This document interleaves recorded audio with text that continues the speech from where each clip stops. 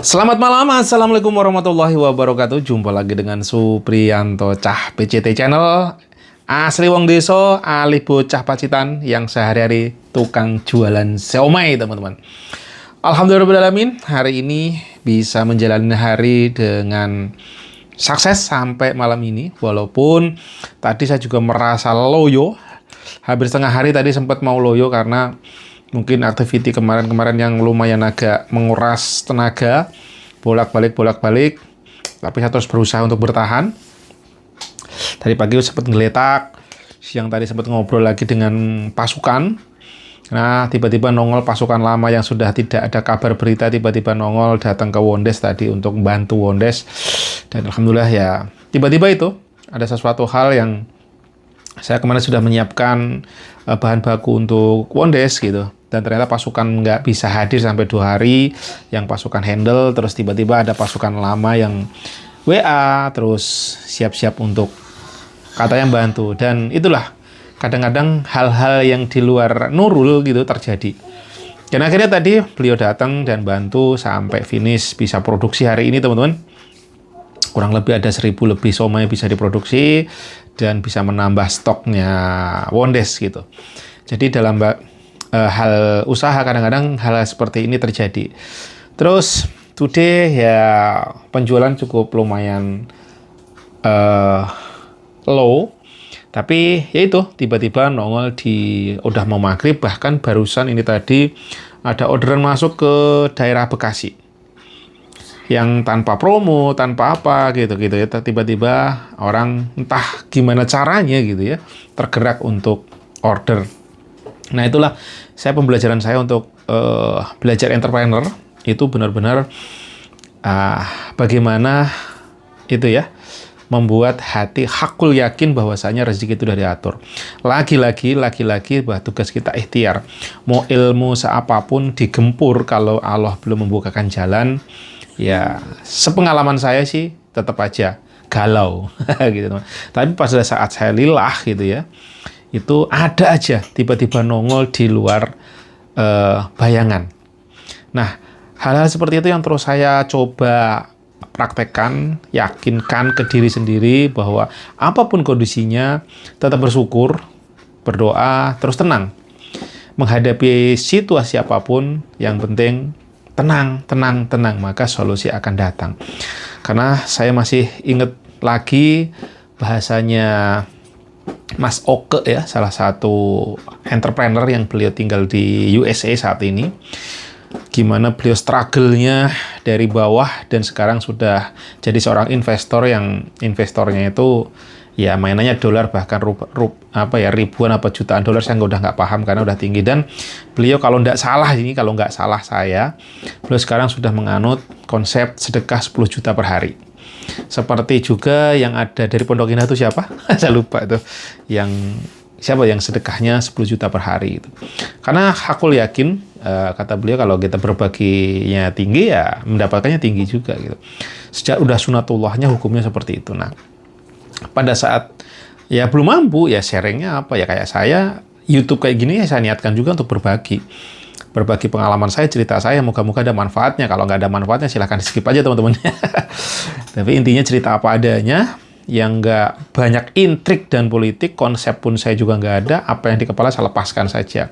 Ya mungkin kalau ada hal yang tersambungkan ke teman-teman semua, para subscriber, mohon maaf kalau memang ada hal yang kurang pas, ya silahkan diabaikan aja.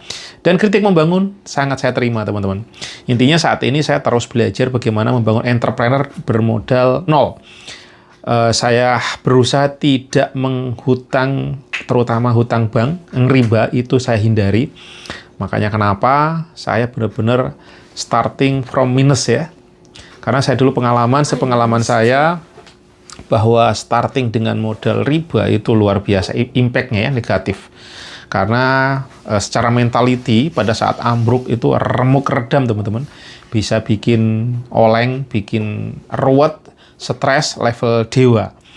Itu yang pernah saya alami, dan makanya setelah itu saya coba untuk gimana caranya membangun bisnis, membangun usaha itu tanpa modal ngutang.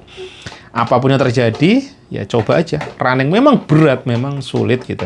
Tapi saya rasa ya, kalau hakul yakin pasti insya Allah jalan itu terbuka. Yang pasti saya starting dari 2018-2017 dan bisa sampai survive sampai sekarang saat ini, walaupun memang ya turun naik, bahkan ya saya dibilang kadang sometime gitu ya, itu kondisinya zero, tapi jalan Tuhan selalu ada sebenarnya. Cuman yang perlu di-manage banget ya, sepengalaman saya ini, mentalnya, gimana menjaga mentalnya supaya kuat, mentalnya tidak tumbang, dan tadi saya masih mengkuat kata-katanya Ko Denis lagi ya, bagaimana menghadirkan Tuhan karena Gusti Allah gitu ya ke diri kita. Hakul yakin aja, nggak usah galau menghadapi apapun. Kita kalah dengan anak-anak kecil, anak-anak kita teman-teman. Anak-anak kita tuh apapun kondisinya mereka happy. Dan kalau secara psikologi menurut saya sih gitu ya, bener juga pada saat kita happy, problem apapun bisa solve. Tapi pada saat kita stres, problem sekecil apapun itu bisa-bisa nggak ada jalan keluarnya. Karena pikiran kita udah negatif dulu. Makanya vibes positif dimanapun, kapanpun ya harus kita jaga teman-teman. Don't care dengan situasinya seperti apa, ruwetnya, beratnya, emosinya. Kalau kita terus bisa menjaga energi positifnya, itu akan membawa kita untuk menemukan peluang-peluang atau solusi terbaik. Karena sejatinya kita hidup di dunia, pada saat ada masalah, kita masih bisa tumbuh, bisa hidup. Tanpa masalah, manusia bisa musnah. Kok bisa? Ya coba aja kita renungkan. Semua orang nggak ada masalah merasa lapar, kenyang semua. Adakah manusia mau bergerak? Bener juga ya. Kalau kita sadar bahwasanya dengan adanya masalah kita bisa tumbuh, kita bisa terus ada improvement, kenaikan, melakukan hal-hal doing something gitu ya, itu jadi manusia bisa saling mempertumbuhkan. Manusia bisa creativity-nya keluar. Coba tanpa ada problem, creativity bisa jadi stuck teman-teman. Karena orang akan malas bergerak. Dan yang orang malas bergerak artinya apa? Stuck, bisa ya tewas, habis. Bahkan manusia bisa musnah.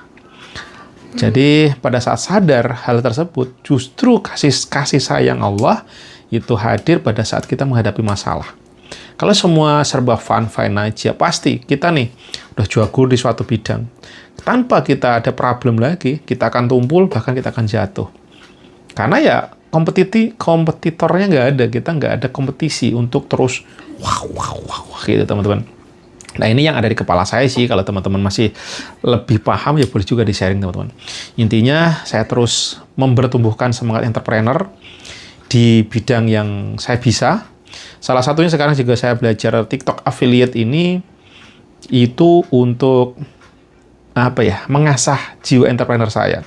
Saya bukan jago seorang konten kreator yang ngerti editing bagus, yang pasti saya tidak punya ide-ide konten yang cerdas, yang keren, yang tinggi, yang hook-nya keren. Kalau di TikTok itu terkenal salah satunya yang perlu dilakukan adalah adanya hook, adanya problem, adanya solusi, dan terus CTA, call to action. Jadi kalau bisa meramu 4 ini, insya Allah ya kontennya bagus. Bukan keren-kerenan konten yang editingnya gila-gilaan. Bahkan kalau saya biasanya di Facebook Ads itu bermainnya soft selling, covert selling, tapi justru kalau di TikTok bagi para pemula-pemula justru hard selling. Nah ini berbanding balik lagi hukum-hukumnya. Kalau zaman dulu kita melakukan jualan itu kalau bisa covert selling. Kita ngobrol tapi sejatinya di belakang kita itu ada warna-warna itu, sebenarnya itu adalah orang jadi tertarik apa itu. Gitu ya, karena video TikTok itu cuma kurang lebih 1 menitan. Ya ada yang 15 detik, 30 detik, tapi disarankan yang 1 menitan. Bayangkan 1 menit kita soft selling, storytellingnya jago gitu ya. Tapi kalau penjualannya nggak ada, ya nggak penting gitu. Karena sejatinya ya kalau namanya affiliate, teman-teman, itu ya kita bagaimana menjual sebanyak-banyaknya. Sebenarnya TikTok itu peluangnya luar biasa, selain dari affiliate ada yang dari gift. Ada juga dari apa lagi ya? Kalau nggak salah juga ada hal-hal yang kita bisa juga dapat kayak kalau udah monetize, kita jualan kayak buku gitu loh. Bahasanya apa istilah itu juga bisa mendapatkan juga. Dan banyak orang-orang gendeng yang saya pantau gitu ya. bahkan tinggal di kampung, di desa, di mana mereka dengan mengadakan live, terus ada gift-giftnya itu, PK bahasanya, PKPK itu, wah mereka gila tuh, pendapatannya gendeng-gendeng gitu. Jadi banyak orang yang punya duit, suka dengan apa yang dilakukan, mereka ngasih gift. Sedangkan gift ini untuk mendapatkan harus beli dulu. Bahkan sekali di gift tuh bisa di atas 2 juta, bahkan di atas 5 juta. Ada yang seperti itu. Dan itu nyata, teman-teman. Nah, kalau saya untuk masuk situ sepertinya memang bukan, saya nggak bisa masuk ke sana, karena memang sudah nggak nyambung, dan kayaknya nggak pas kalau saya. Yang kemungkinan saya bisa masuk adalah di affiliate. Ternyata ini pun juga tidak mudah, teman-teman. Saya udah habis 2 akun kena ban permanen. Sekarang akun ketiga saya juga kena ban lagi selama kurang lebih 1 minggu. Dan saya coba akun baru lagi, ternyata sepertinya saya kena shadow ban juga. Jadi apa shadow ban? Shadow ban itu adalah saat saya upload, berapapun saya upload, view-nya 0. Nah, ini kemarin sempat view-nya luar biasa tinggi, tiba-tiba langsung anjlok dan 0. Solusinya seperti apa? Ya, saya akan coba terus sambil belajar. Dan teman-teman juga, ini saya ngoceh di depan YouTube seperti ini, tujuannya apa? Saya juga belajar, teman-teman. Kira-kira apa sih yang bisa saya lepaskan, yang dari kepala saya pikirkan, saya tuangkan aja. Jadi, kalau isinya acak-adul, ya mohon maaf. Kalau teman-teman ada manfaatnya, silakan diambil. Kalau memang itu nggak bermanfaat, buang aja ke laut yang terdalam.